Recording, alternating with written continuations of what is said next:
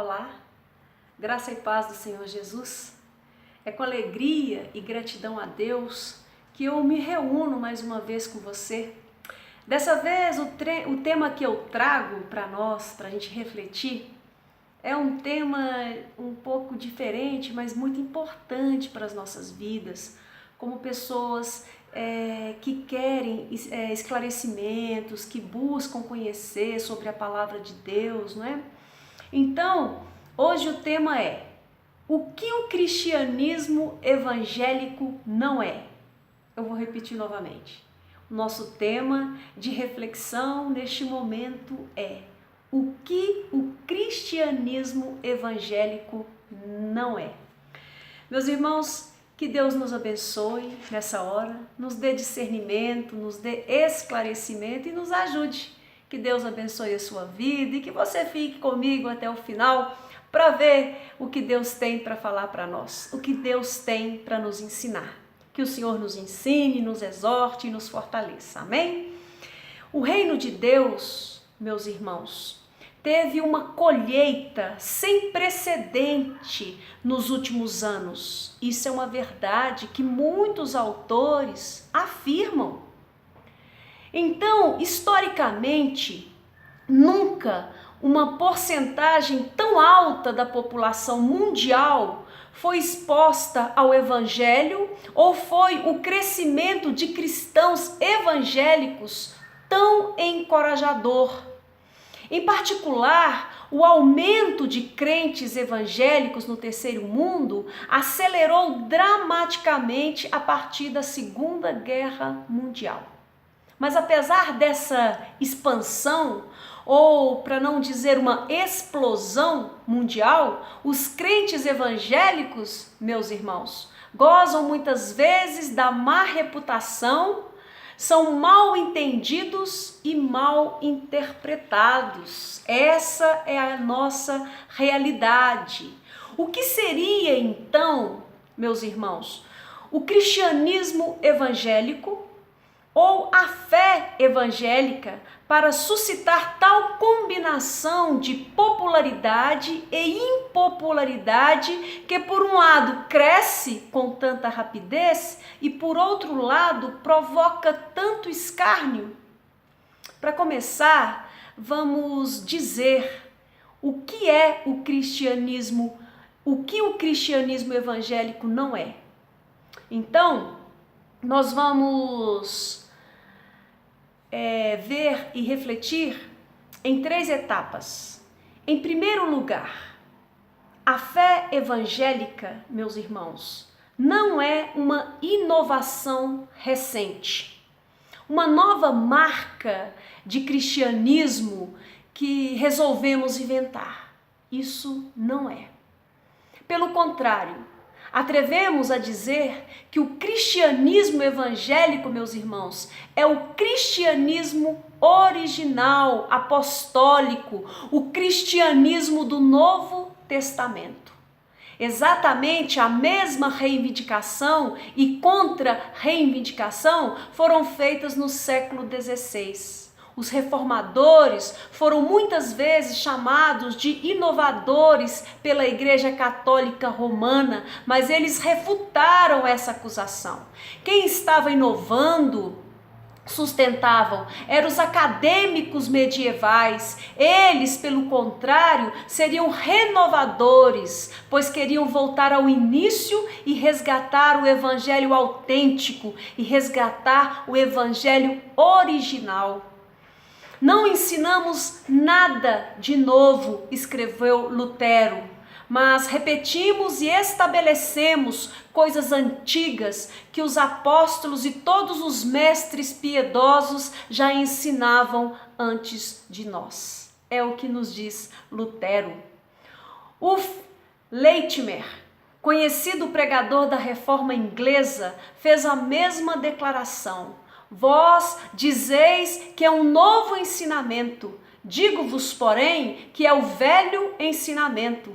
Mais eloquente ainda é a insistência de John Jeuel, em sua famosa Apologia de 1562, não é doutrina nossa que trazemos a vós neste dia, nós não a escrevemos, nós não a descobrimos, não a inventamos, nós vos apresentamos nada mais do que aquilo que nos trouxeram os antigos pais da igreja, os apóstolos e o próprio Cristo, nosso Salvador, antes de nós. A mesma crítica de que os cristãos evangélicos são inovadores sempre se ouve de novo, geração após geração, e é sempre seguida da mesma refutação. John Wesley, por exemplo, foi muitas vezes acusado de introduzir novas doutrinas na Igreja da Inglaterra. Ele negava vigorosamente: o que eu ensino é o bom e velho cristianismo, insistia John Wesley. No início da extraordinária carreira evangelística de evangelização de Billy Graham, ele foi acusado não de inovação, mas de ser um antiquado incorrigível, pois situava a causa da religião uns 100 anos atrás. Mas sua réplica foi a mesma. Eu respondi que, na verdade, eu queria mesmo voltar atrás com a religião. Não apenas 100 anos, mas 1900 anos, até o livro de Atos, onde os seguidores de Cristo do primeiro século foram acusados de revirar o império de cabeça para baixo. Ele estava se referindo, meus irmãos, ao Império Romano. Em segundo lugar, meus irmãos, então nós vimos que, em primeiro lugar, a fé evangélica não é uma inovação recente, uma nova marca do cristianismo que resolvemos inventar. Pelo contrário, atrevemos-nos a dizer que o cristianismo evangélico é o cristianismo original, apostólico, cristianismo do Novo Testamento. Em segundo lugar, a fé evangélica não é um desvio do cristianismo ortodoxo. Não é um cristianismo alternativo de vanguarda, é cristianismo conservador. O cristão evangélico não vê problema algum em recitar o credo apostólico ou o credo niceno ex animo, sem reservas mentais e sem precisar cruzar os dedos ao fazê-lo. Evangélico, apesar da antipatia que tem suscitado, é na verdade uma palavra nobre com um pedigree extenso e honrado. O termo só foi se tornar jargão comum no início do século XVIII, ao ser relacionado com o chamado reavivamento evangélico associado a John Wesley e George Whitefield. Mas no século XVII, ele já era aplicado tanto aos puritanos da Inglaterra quanto aos pietistas e alemães, e no século XVI aos reformadores. Eles se autodenominavam evangelici, de evangelici viri, homens evangélicos, uma designação que Lutero adotou como de evangelichem. Mas nem foi assim que a coisa começou de fato. No século XV, John Wycliffe, às vezes descrito como estrela da manhã da Reforma, foi chamado de doutor evangélicos. E mesmo antes disso, nós reconhecemos como proto-evangélicos aqueles que atribuíam a autoridade final às Escrituras e a salvação apenas ao Jesus Cristo crucificado. Isso poderia incluir até mesmo Santo Agostinho, um dos grandes pais da igreja que proclamava a graça divina como a única solução para a culpa humana. Daí é apenas um pequeno passo de volta ao próprio Novo Testamento e ao seu evangelho, de onde os cristãos evangélicos tiram o seu nome. Então, meus irmãos, na história mais recente da igreja, contudo, que os termos evangélico e evangelicalismo passam a ser de uso corrente. E mais recentemente ainda, a diferenciação entre o genérico evangélico e o específico evangelical, Na Inglaterra do século XIX, por exemplo, vários líderes evangélicos ganharam proeminência nacional. Charles Simeon, em seus 50 anos de ministério público, de 1782 a 1833, exerceu uma enorme influência sobre gerações de estudantes através da sua pregação expositiva. William Wilberforce, que lutou 45 anos pela abolição da escravatura africana, junto com seus aliados, conseguiu primeiramente a abolição do comércio negreiro em 1807 e depois da própria escravidão em 1833. As inúmeras reformas sociais instituídas por Anthony Ashley Cooper em 1801 a 1885 foram inspiradas em suas convicções evangélicas.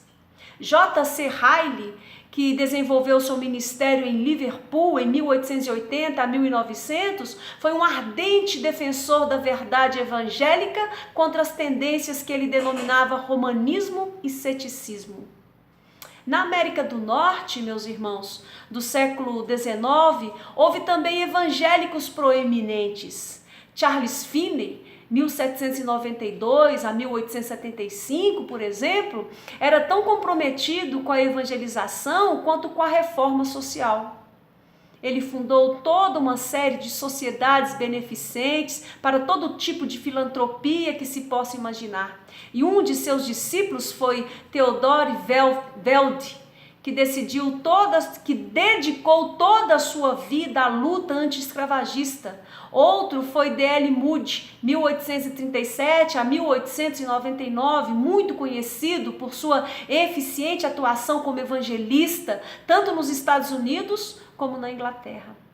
Além disso, ele atuou na área da educação e teve uma influência pessoal muito grande. Outro educador foi Charles Hodge, 1797 a 1878, professor de Princeton, do Seminário Teológico, durante 56 anos. Ele não só lutou pela ortodoxia evangélica, como também, meus irmãos, ele ensinou a mais de 3.000 alunos. Convém mencionar também os irmãos Arthur e Lewis Tappan, homens de negócios muito bem-sucedidos que custearam generosamente obras de reforma social, missão e evangelismo, distribuição de Bíblias, educação cristã e o movimento anti-escravagista. Voltando, meus irmãos, a Inglaterra, foi em 1846 que nasceu uma entidade que assumia o pomposo nome de Aliança Evangélica Mundial, que aliás começou com o nome errado, pois era uma organização britânica e não internacional. Então, em 1951, fundou-se a Aliança Evangélica Mundial, essa de fato mundial. Ao mesmo tempo em que aquela primeira adotava o mais modesto e mais preciso nome de Aliança Evangélica Britânica, tornando-se um dos membros fundadores da Aliança Evangélica Mundial que hoje nós conhecemos. Então, nós vimos, meus irmãos, o que não é a fé evangélica. E em terceiro lugar, a fé evangélica não é sinônimo de fundamentalismo. As duas coisas têm diferentes histórias e diferentes conotações. O fundamentalismo, meus irmãos, designação que hoje em dia se costuma usar como um termo teológico pejorativo, teve origens de muito respeito. Surgiu de uma série de 12 livretos intitulados Os Fundamentos, que foram distribuídos entre 1909 e 1915 por Lyman e Milton Stewart, irmãos da Califórnia do Sul. Cada livreto continha diversos artigos escritos por diferentes autores.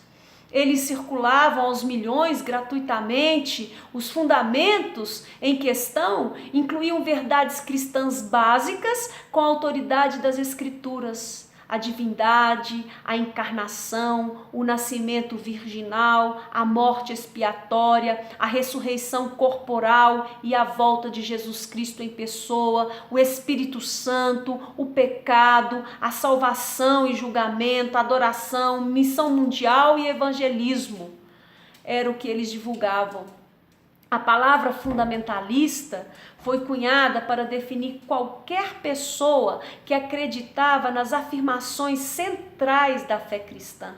Os autores de Os Fundamentos eram todos da Grã-Bretanha ou da América do Norte, e entre eles estavam incluídos Campbell Morgan e J.C. Ryle. Então, meus irmãos, esse é um breve esclarecimento para que você aprenda, para que você seja esclarecido sobre o que o cristianismo evangélico não é. Nós vimos três refutações, né? Em primeiro, a fé evangélica não é uma inovação recente, uma nova marca de cristianismo que resolvemos inventar, né? Muito pelo contrário, é um cristianismo evangélico original, apostólico, o cristianismo do Novo Testamento. Vimos também que a fé evangélica não é um desvio do cristianismo ortodoxo, não é um cristianismo alternativo, não é? Nem de vanguarda, é um cristianismo conservador. E vimos em terceiro lugar que a fé evangélica não é sinônimo de fundamentalismo. As duas coisas têm diferentes histórias e diferentes conotações. Uma breve reflexão, um breve esclarecimento, que isso possa talvez de alguma forma contribuir para a sua vida. Que Deus te abençoe e esteja sempre com você.